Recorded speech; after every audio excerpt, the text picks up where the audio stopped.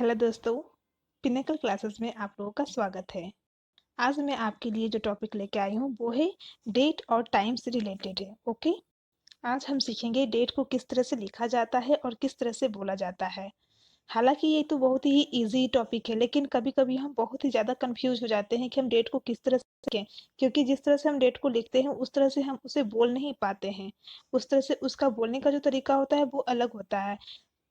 तो चलिए अब हम देखते हैं। सबसे पहले हम डेट के बारे में सीखेंगे कि डेट को किस तरह से लिखा जाता है और किस तरह से उसे बोला जाता है। मैं आपको यहाँ पे आज 4 तरीके से डेट को लिखने के लिए सिखाऊंगी। पहला तरीका जो है वो है 25 मार्च। दूसरा मैंने लिखा है मार्च 25, ओके। और तीसरा जो है मार्च 25। और चौथा तरीका जो है उसमें मैंने डेट भी दिए हैं, मंथ भी दिए हैं और ईयर भी दिए हैं। तो चलिए जानते हैं किसकी प्रायोरिटी कितनी ज़्यादा है। फर्स्ट जो है 25 मार्च, इसको फर्स्ट प्रेफरेंस दिया गया है। Got it. इसे हमेशा फर्स्ट प्रेफरेंस में रखा गया है। इसकी जो महत्वता है वो बहुत ही ज़्यादा है। ओके। और जो ये जो सेकेंड है मार्च 25, इसे हमेशा ऐसा माना जाता है कि जीरो से लेकर के, सॉरी, जीरो नहीं बोलेंगे, वन बोलेंगे। 1 से लेकर के 9 तक के जितने भी डेट आते हैं उसमें इसकी प्रायोरिटी नहीं दी जाती है। ऐसा कहा जाता है कि 10 तारीख से लेकर के नीचे तक की तारीख में हम इसका यूज नहीं कर सकते हैं। लेकिन 10 या 10 से ज़्यादा की तारीख हो तो हम इस मेथड का यूज कर सकते हैं। अगर मुझे बोलना हो 8 मार्च, ओके, अगर हम बोलते हैं 8 मार्च तो हम इसे इस नहीं बोल सकते मार्च 8, ये इट इज़ रॉन्ग। हम हमेशा बोलेंगे 8 मार्च ही बोलते हैं। लेकिन वही बोलना है 12 मार्च तो हम आराम से बोल सकते हैं मार्च 12। ठीक है, आगे मैं सिखाऊंगी कि उसे किस तरह से बोला जाता है। और ये थर्ड जो है थर्ड जो है 25 मार्च 25, इसे सेकेंड प्रायोरिटी दिया गया है। Got it. इसे हमेशा सेकेंड प्रायोरिटी पे रखा गया है। चलिए अब हम जानते हैं डेट और मंथ और ईयर के साथ वाला ये किस तरह से लिखा जाता है और इसे किस तरह से बोला जाता है, इसकी प्रायोरिटी कितनी है। अब हम देखते हैं चौथा तरीका। ओके, तो यहाँ पे हम देखते हैं कि सबसे पहले मैंने डे लिखा, एंड देन मंथ लिखा, एंड देन ईयर लिखा। तो क्या हम इसे इस तरह से लिख सकते हैं। सबसे पहले हम मंथ को आई कर दिए, एंड देन डेट दिए, डे दिए, एंड देन ईयर दे दिए। ओके, आपने इस तरह से भी लिखा देखा होगा कि सबसे पहले and then month and then year. और कभी कभी ऐसे भी रहता है कि सबसे पहले मंथ है एंड देन डे रहता है एंड देन ईयर रहता है।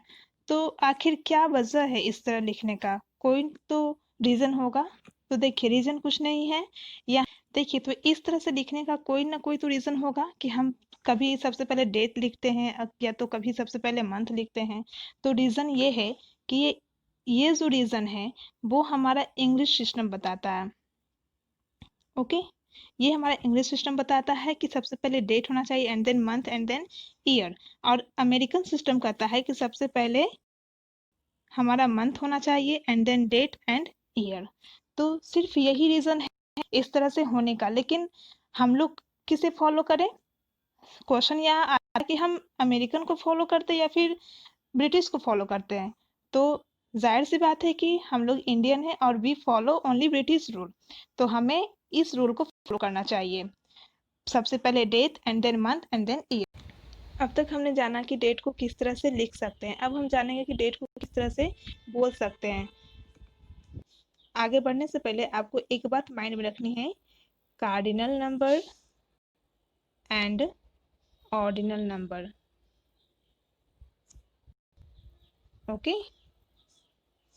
Cardinal number and ordinal number.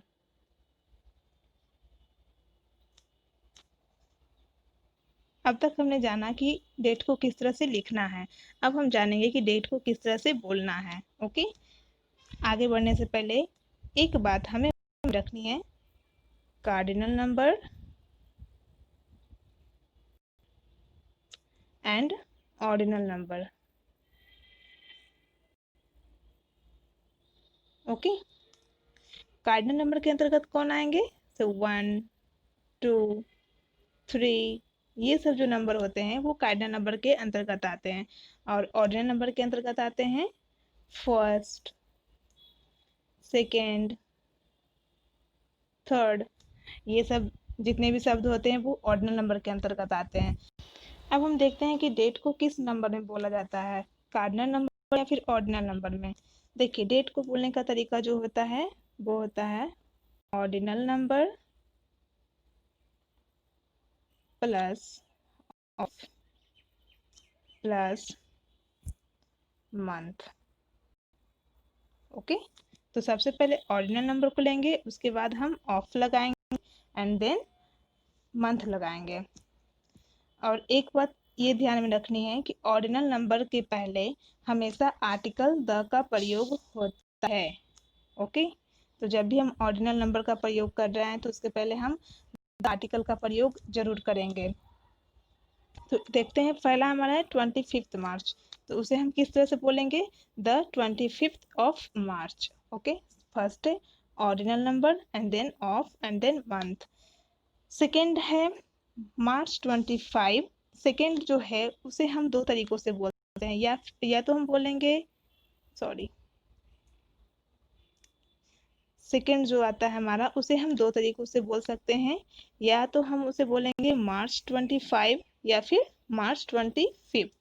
Okay, and the third one March the 25। Okay, इसे बोलेंगे हम 25 मार्च 2020। अब चलिए, अब हम देखते हैं ईयर को किस तरह से बोलना है। यहाँ पे मैंने बोला 2020, कई बार आप लोग सुनते हुए 2020 भी बोलते हैं। चलिए आगे देखते हैं, थोड़ा सा प्रैक्टिस कर लेते हैं। हमारा फर्स्ट है 28 अक्टूबर, सेकेंड है 8 नवंबर, 16 जनवरी, फोर्थ है 10 मार्च, लास्ट वन इज द 20 फरवरी। अब हम चलिए फिर से इसका एक ओवरऑल देखते हैं। 28 अक्टूबर को बोलना है द 28 ऑफ अक्टूबर, यहाँ पे ध्यान रखना है द 28th ऑफ अक्टूबर।